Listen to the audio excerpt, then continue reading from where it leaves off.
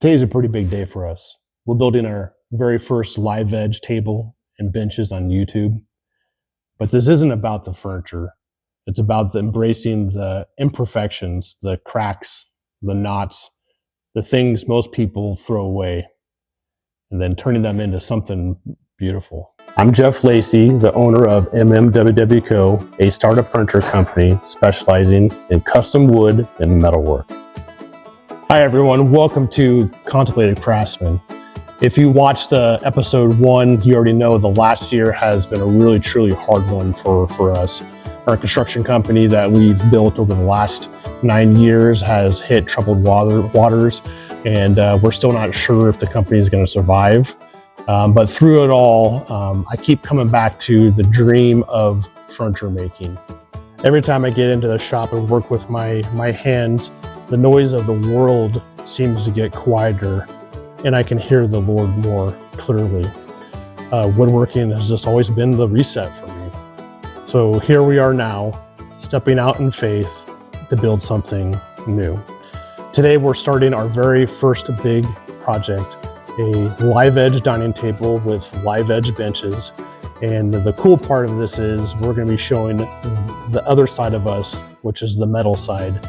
And we'll be talking to Tony at Unlimited Welding, and we will go through the steps of us making our metal legs. So here we go.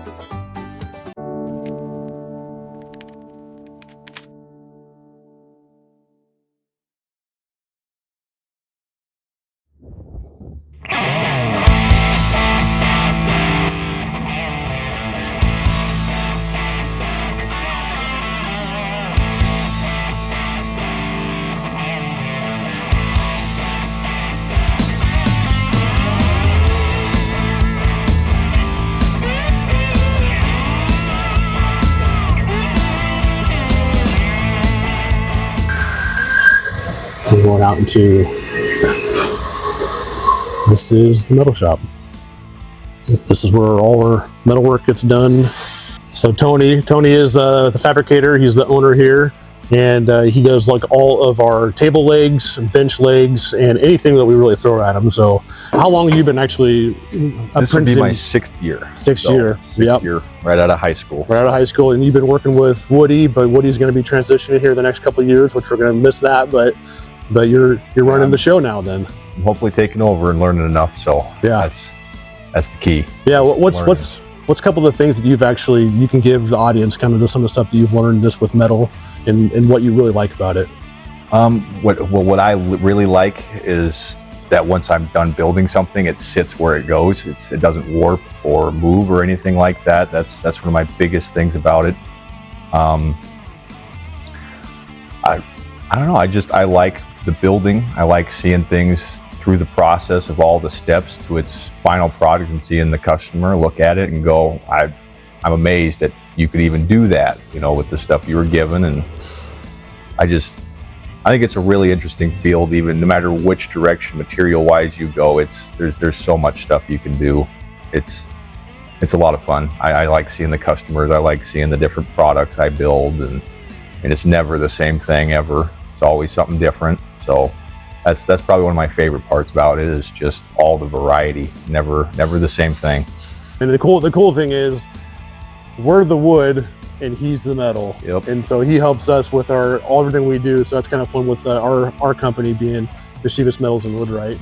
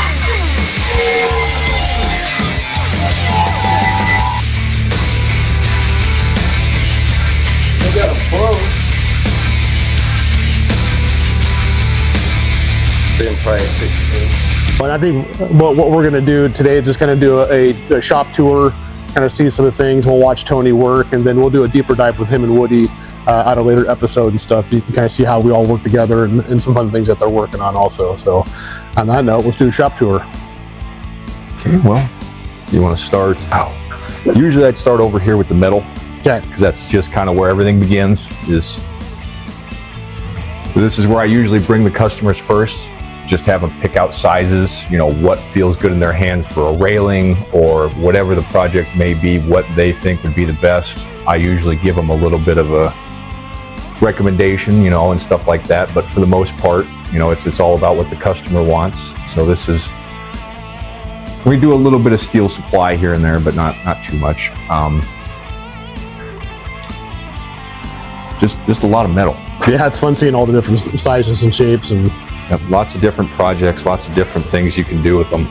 And some of the things like when we go to Tony, since I do a lot of design, I'll give them drawings, and they've been working graciously with me too, and saying like, hey, don't do the drawings like that, do them like this. So it's just kind of a collaboration, but it's neat to see when we put something on paper and then it goes through his brain from this type of stuff right here, and then eventually it turns into something really cool. So it's just fun seeing Tony work. Okay, what's next, Tony? Okay, some of the tools we got, we're not too high tech. My boss likes to call us modern day blacksmiths. We're not truly welders, we're not blacksmiths either. So we do a little bit of iron working, you know, bending stuff. We have a bender and a couple of rollers for doing stuff like that. So we do some of that work. A lot of welding. This is your iron worker. This is what you can use to chop your plates down to size. You can also notch out different rectangle shapes. It's got your hole punch for punching holes. All things up from, I think it does 1/4 inch all the way up to 1 1/16. We got a nice, I'm trying to think, this isn't a cold saw, this is just your regular band saw. Yeah, this is what he was cutting our legs on with there. You can see the blade, and not too high tech, but it does quite a few different angles. We got a nice semi-heavy plate bender, so we can do a couple of different bends with this thing. It does have a small motor, but most of it is hand operated. If I can get on roll a little bit there. So that's great.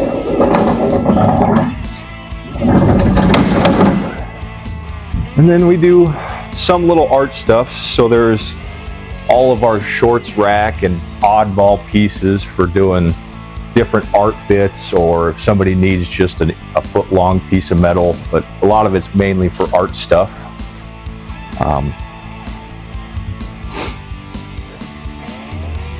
We do have a 3-phase TIG stick machine. How old is this machine? You gotta guess. Probably the 80s. Yeah. If not older, probably. Still works. It's a water cooled and everything, so it's a heavy machine. Probably one of our heaviest welders here. Do all sorts of stuff with that one.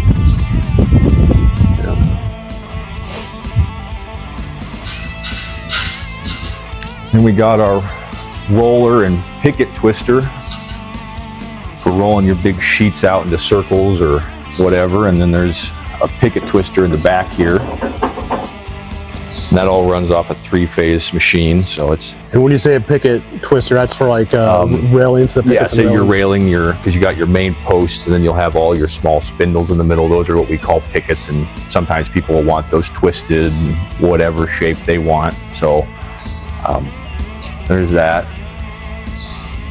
A lot of the heating we don't have any forges or anything. A lot of what we use is just propane torches and stuff like that for heating our metal, and then bent by hand. So that's where some of that modern blacksmith comes into. We do a little bit of plasma torching here, a lot of freehand stuff mainly because we don't have any of the big tables or anything like that. So are you ever going to want to get a big table?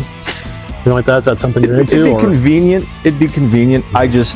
I'd have to know that the work's there, because there's quite a few guys doing laser cutting around the area that I go to them for stuff like that. So, but no, it'd be nice. It'd be kind of fun to have for different art projects and stuff like that. You know, getting to cut out whatever I'd want. This is kind of an interesting little project here that we just did for a lady. It's a grab rail for her stairs, but she actually likes the look of rust. So we had to rust all this steel with a concoction of salt and peroxide. And so then we're gonna paint it with a clear coat so it leaves all that rust look in there. And that's just one of the weird things we do for some customers that's just not normal. Into this big crevice right here, so we'll see if I can get all this right here in there. But as you can see, it is fairly deep, so I'm gonna go ahead and, well, I guess this Kurt got a lot in there, so we'll see.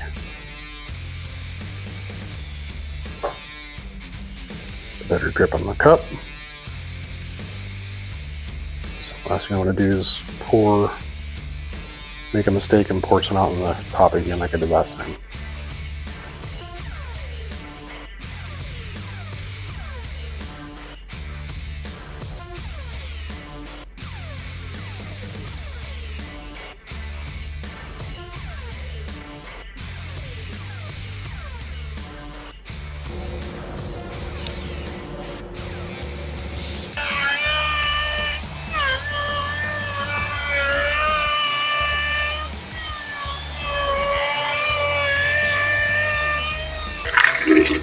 All right, we have a cool little tidbit here, just a little extra bonus stuff here. So Dustin came and grabbed me and he wanted to show me this piece of wood, and he taught me something today that I thought was really cool, and I think you guys would probably like to hear and see also.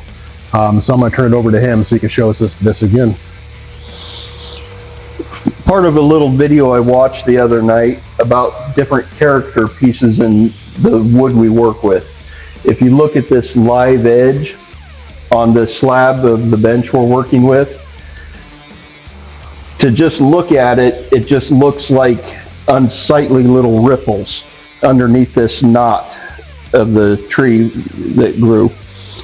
But after we finished it, what it actually reveals all of that ribboning inside of the slab. And that's that unique character that we like to see inside the slab. All of this ribboning, the tree grew up this way. This was a branch that came off, and the weight of this branch pushed down, creating these compression rings. And these compression rings is that ribboning, giving it that iridescence in the lumber.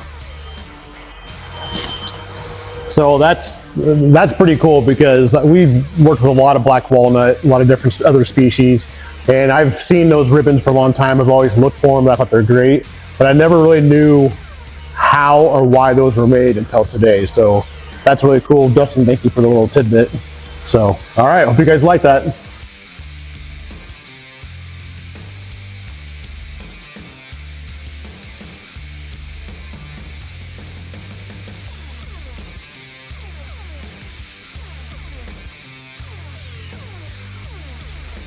You can see the color difference. We're trying to get the center darker to match the outside wood here. And we're gonna do another coat over all this, which would be 2 coats on the center and 1 on the outside to get those hopefully match a little better.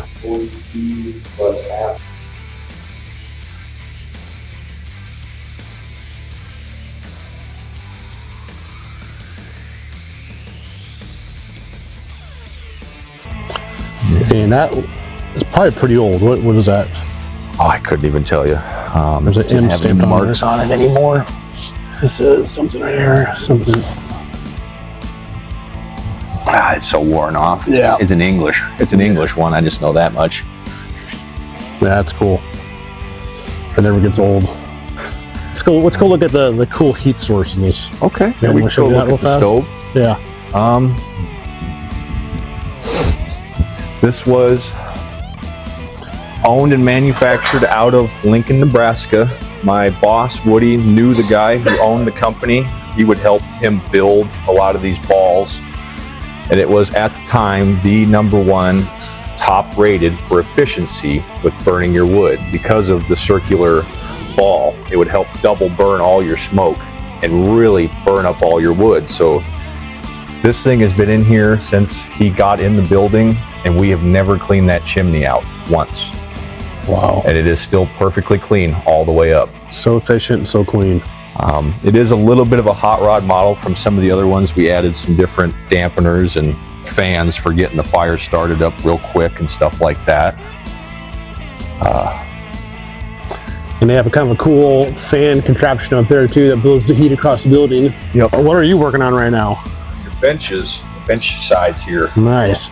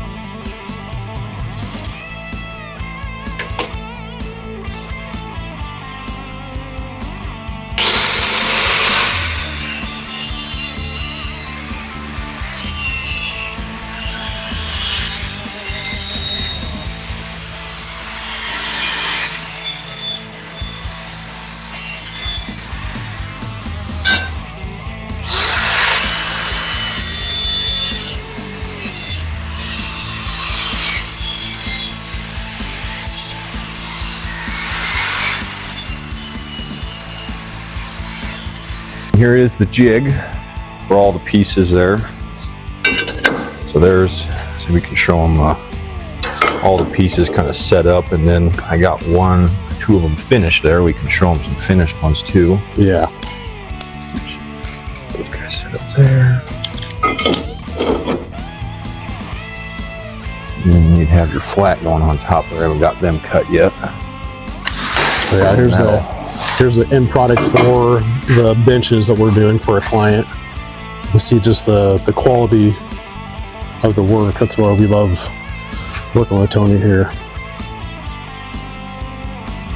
So here's some of the drawings that I give them, and we mark it up and kind of take notes, and they become these different cool legs for our dining tables. Let me tell you a quick story. I've got a 1969 Jeep Gladiator pickup sitting out front. It's covered in rust and patina. Most people would call it junk, but to me, the rust of those battle scars would make it cooler. It's got character, it's got history. That's exactly how I feel about this wood. The imperfections that most shops will discard, we're embracing them. And that's a picture of grace. God doesn't throw us away when we're cracked and worn out. He sees the beauty in our broken places and gives us second chances. That's what this whole channel is all about. Second chances in business, in marriage, in life, and even in a piece of wood that almost got tossed. Now let's head back to the shop and actually see this table come together.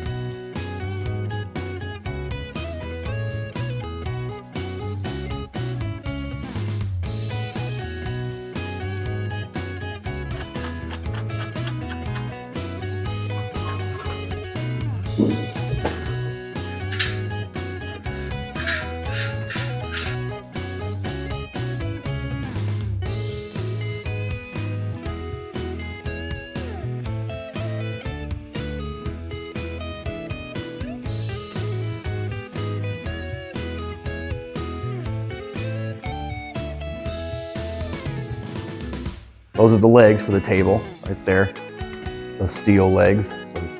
So here's the bottom of it poking through. Bottom side up for now. Just to set it down and wait? No. Just keep going. No, you want you to stand there and just hold it. But the epoxy is so much heavier. I don't know how much. They know it's thicker. Okay. Okay, so do you guys need help? Jeff and I were able to spin it in the air. Go up. Camera? And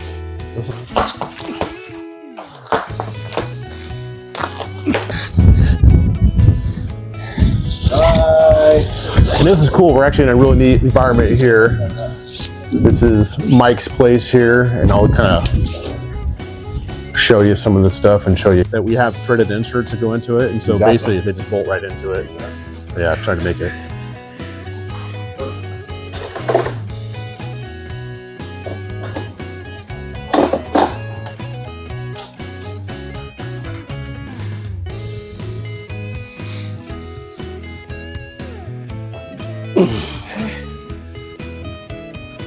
Yeah, that's the character we love. Yeah. Second, what is your first impression of the table right here? Unbelievable. Wonderful. Beautiful. Very good. Exactly what I wanted. Well, good. We thank you for letting us do a project with you. Thank you. And letting us film this and kind of deliver it. And you have a very nice shop here and cool cars and all the memorabilia stuff. It's just really neat. It's fun to be here.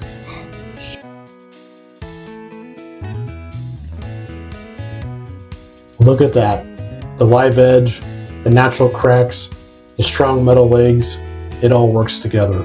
We hope this table reminds you that your imperfections don't disqualify you. They actually make your story more beautiful. Whether you're watching and feeling cracked from life's storms or just love watching things being built, you're home here. We are the Contemplative Craftsmen. Think, love, create, repeat. Next week, we're going to talk about design and also an 18-foot extension table, and also do shop talk about grace, what it really looks like in the middle of hard times. If this build encourages you, drop a comment with the word imperfections. I read every single one. Hit subscribe, ring the bell, come build with us. Let's get to work.